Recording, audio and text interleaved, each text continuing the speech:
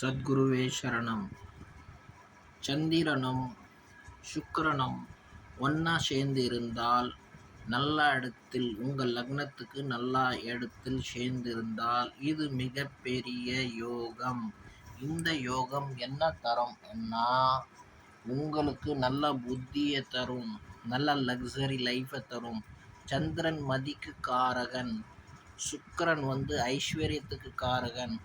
ஐஸ்வர்யனும் மதியும் சேர்ந்தா புத்தியும் ஐஸ்வர்யம் சேர்ந்து நல்லா ஒரு அமைப்பு உருவாகும். அதே நேரத்தில் சந்திரனும் சுக்கிரனும் சேர்ந்தா அவனோட வாய்ஸ் குயில் மாதிரி ஆகிவிடும். நல்லா பாடுவான், நல்லா ஆடுவான், நல்லா அபிநயம் பண்ணுவான், நல்ல நடிகராக இருப்பான். மக்களை நல்லா அவனோட அபிநயம் மூலியமாக என்டர்டெயின்மெண்ட் பண்ணுவான். லைக் வடிவேல் பார்த்திங்கன்னா அவருக்கு என்ன ஒரு ஸ்பெஷாலிட்டினா, அவரோட குரல் தான் அவரோட ஸ்பெஷாலிட்டி. அதே நேரத்தில் அவரோட பர்சனாலிட்டியை சிரிக்க வைக்கிற மாதிரி பண்ணக்கூடியது தான் சுக்கிரன்.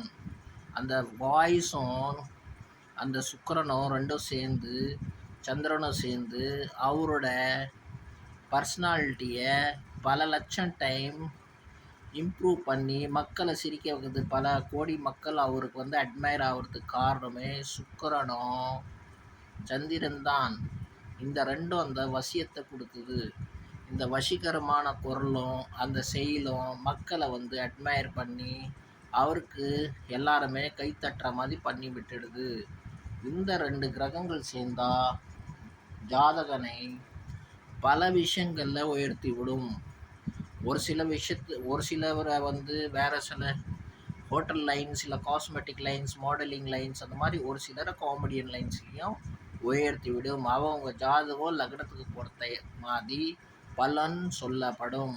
நாங்களும் கைரேகை பார்க்குறோம். ஜாதகம் இல்லாதவர்கள் எங்களை காண்டாக்ட் பண்ணி கைரேகையை பார்த்துக்கலாம். வாழ்க சத்குரு, சரணம் சத்குரு.